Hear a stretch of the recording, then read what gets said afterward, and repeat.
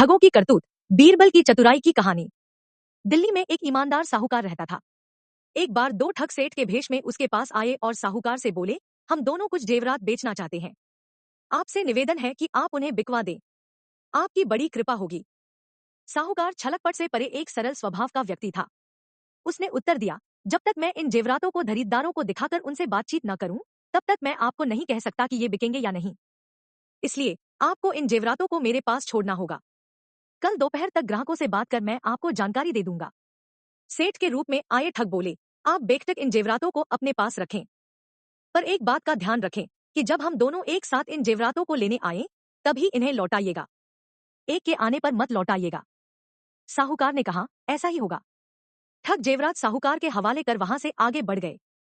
60-70 गज का फासला तय करने के बाद उनमें से एक साहूकार के पास वापस आया और बोला, हम ये जेवरात आपके पास नहीं छोड़ना चाहते। आप कृपा कर इन्हें वापस दे दीजिए। हम लोग कल दोपहर फिर आपकी सेवा में हाजिर हो जाएंगे। साहूकार ने पूछा, आपके दूसरे साथी कहाँ हैं? उस ठग ने उंगली से अपने दूसरे साथी की ओर इशारा कर साहूकार को बतलाया, उस तिराहे पर मेरा दूसरा साथी अपने एक मित्र से वार्तालाप कर रहा है। उसके कहने पर ही मैं आपके पास आया हूँ। साहूकार ने भी जब दूसरे ठग को तिराहे पर खड़ा देखा, तो उसने विश्वास कर पहले ठग को जेवरात वापस कर दिए। वह ठग जेवरात लेकर चला गया। कुछ समय बीता तो दूसरा ठग साहूकार के पास आया और जेवरात मांगने लगा। इस पर साहूकार बोला, जब आप तिराहे पर अपने मित्र से वार्तालाप कर रहे थे, तब आपका दूसरा साथी आया था और वह जेवरातों को ले गया। मैंने उससे आपके बारे में पूछा, तो उसने आपकी ओर इशारा कर बताया कि आपके ही कहने पर वह आया है। उसकी बातों पर विश्वास कर मैंने उसे जेवरात वापस कर दिए। ठग जेवरात लिए बिना वहां से जाने को तैयार न हुआ। वह कहने लगा, जब मैंने आपको पहले ही कहा था कि जब तक हम दोनों साथ न आए, तब तक जेवरात वापस न करना, तो फिर आपने ऐसा किया क्यों? आपने गलती की है। अब इसका फल मैं क्यों भोगूं? आपने किया है, आप भरें। साहूकार ने नम्रतापूर्वक उत्तर दिया, आप भी तो उस समय तिराहे पर खड़े थे, जब आपका दूसरा साथी जेवरात लेने आया था। ठग का मिजाज गर्म हो गया। वह तैश में अकार बोला, इससे क्या होता है?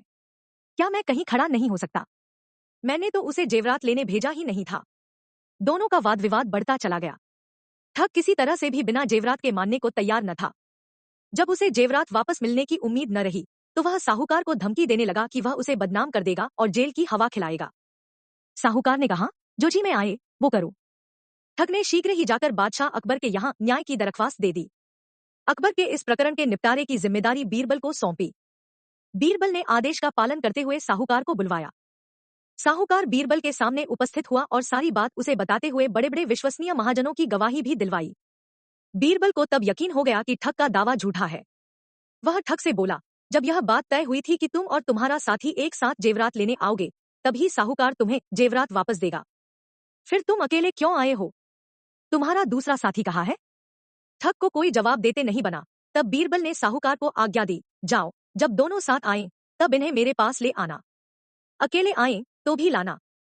ठग समझ गया कि अब उसकी कोई चालकी नहीं चलेगी। लाचार होकर वह वापस चला गया और फिर कभी साहूकार के पास नहीं आया। साहूकार इस न्याय से बहुत दुश हुआ। अकबर ने भी मन ही मन बीरबल की बुद्धि की प्रशंसा की।